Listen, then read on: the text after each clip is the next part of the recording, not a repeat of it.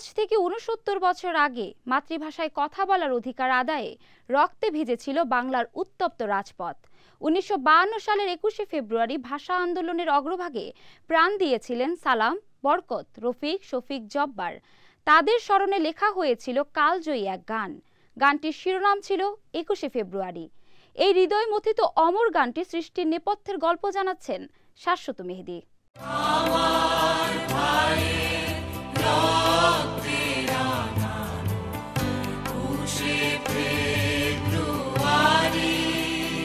আমার ভাইয়ের রক্তে রাগানো ২১শে ফেব্রুয়ারি আমি কি ভুলিতে পারি। বাঙালির শিকড়ের সঙ্গে জুড়ে আছে হৃদয় মথিত এই গান। ১৯৫২ সালের ২১শে ফেব্রুয়ারি মায়ের মুখের ভাষায় কথা বলার অধিকার আদায়ের জন্য হৃদয়ে যে তাড়না জন্ম নিয়েছিল, সেই আবেগের বন্ধনে এই গানের শব্দমালা ও সুর সৃষ্টি হয়েছিল।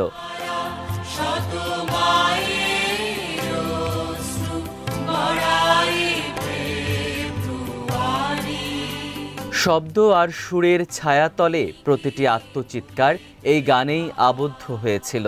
বাংলা ভাষা আন্দোলনের ইতিহাস এই গানেই বিস্তৃতি পেয়েছিল পরিপূর্ণভাবে।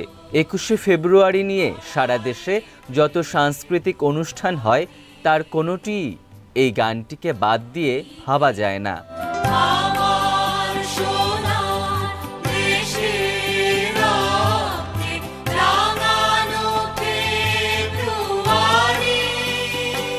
সেই দিনের সেই আগুন ঝরা দিনে কালজয়ী গানটি লিখেছিলেন সাংবাদিক ও লেখক আব্দুল গফফার চৌধুরী। প্রথমে সুর দিয়েছিলেন আব্দুল লতিফ, পরে আলতাফ মাহমুদের সুরটি কেড়ে নেয় সবার হৃদয়। ১৯৫৪ সালের প্রভাত ফেরিতে প্রথমবারের মতো আলতাফ মাহমুদের সুরের গানটি গাওয়া হয়।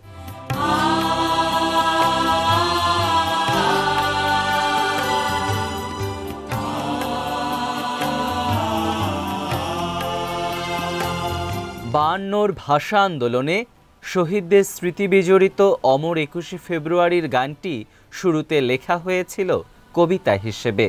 কবিতাটি ছিল ৩০ লাইনের। পরবর্তীতে এই কবিতার প্রথম ৬টি লাইনই গান গাওয়া হয়। আমার ভাইয়ের রক্তে রাঙানো ২১শে ফেব্রুয়ারি। গানটির রচয়িতা আব্দুল গফফার চৌধুরী ১৯৫২ সালের ২২ ফেব্রুয়ারি এ কবিতাটি লিখেছিলেন। ১৯৫৪ সালে হাসান হাফিজুর রহমান সম্পাদিত ২১শে সংকলনে প্রকাশিত হয় গানটি। তৎকালীন সরকার সংকলনটি বাজেয়াপ্ত করে। গানটি গাওয়ার অপরাধে সে বছর আব্দুল লতিফের বাসাতে গ্রেফতারের জন্য পুলিশ আসে।